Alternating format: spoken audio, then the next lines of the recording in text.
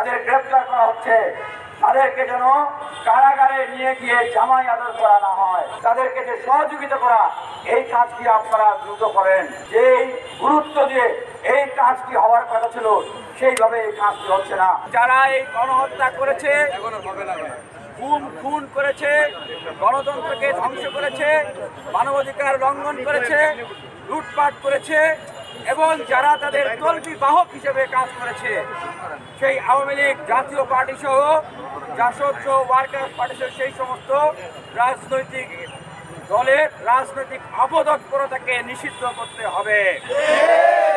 ছাত্র জনতার যে আকাঙ্ক্ষা, যে চাওয়া, যে দাবি, তিনি হাত হারিয়েছেন, তিনি বলছেন যে হাত তো আমি আর ফিরে আসবে না।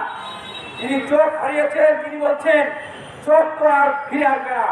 পা হারিয়েছেন, তিনি বলছেন পা তো আর ফিরে আসবে না। তাহলে কেন এই আওয়ামী লীগ আবার বাংলাদেশে ফিরে আসবে? তাহলে কেন এই জাতীয় পার্টি আবার বাংলাদেশে ফেরত আসবে? কেন শেখ হাসিনা, ওবায়দুল কাদের, জিএম কাদেররা, ইনু মেননরা আবার জাতীয় সংসদে ফিরে আসবে? এটি কোনোভাবেই হতে দেওয়া হবে না।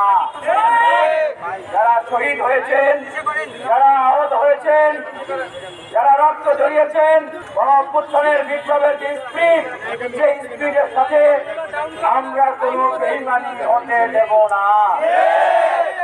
আমরা আরেকটি দাবি জানাতে চাই, এই যে যারা গণহত্যাকারীদের দোষর, যাদের গ্রেপ্তার করা হচ্ছে, তাদেরকে যেন কারাগারে নিয়ে গিয়ে জামাই আদর করা না হয়, তাদেরকে যেন ডিভিশনে রাখা না হয়। আমরা দেখছি এই মাস্টার মাইন্ডদেরকে আবার জামিনে তাদেরকে মুক্ত করে দেওয়া হচ্ছে আওয়ামী লীগের পুনর্বাসনের জন্য। এটি যেন কোনোভাবেই না করা হয়। এই যে দেখুন পাশে শহীদদের তালিকা রয়েছে, দেখতে পাচ্ছেন, এইখানে শহীদদের তালিকা রয়েছে। এইখানে আমরা যারা তাদেরকে শহীদ করেছে, এই মাস্টার মাইন্ড যারা, আমরা তাদের এখানে ফাঁসির কাস্টে ঝোলানোর কর্মসূচি দিয়েছি, তাদেরকে এখানে ফাঁসির কাস্টে ঝোলানো হয়েছে। এই দুইটি প্রতীক বাংলাদেশের গণমানুষের যে আকাঙ্ক্ষা, সেই আকাঙ্ক্ষার প্রতিচ্ছবি হয়ে থাকবে। আমরা আরেকটি দাবি জানাচ্ছি অন্তর্বর্তীকালীন সরকারের কাছে। দেখুন, যারা শহীদ হয়েছেন, আহত হয়েছেন, তাদের যে পুনর্বাসন এবং তাদেরকে যে সহযোগিতা করা, এই কাজটি আপনারা দ্রুত করেন। আমরা বলছি যে এই গতিতে, যে গুরুত্ব দিয়ে এই কাজটি হওয়ার কথা ছিল, সেইভাবে এই কাজটি হচ্ছে না।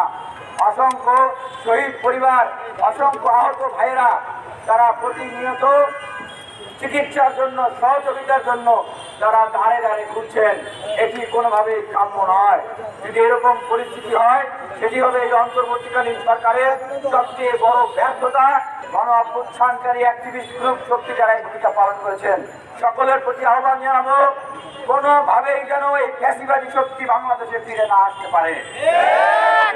সংবাদ, ফিচার ও অনুষ্ঠানের জন্য ভিজিট করুন সংবাদ প্রকাশের ওয়েবসাইট এবং যুক্ত থাকুন ফেসবুক পেজ ও ইউটিউব চ্যানেলের সঙ্গে।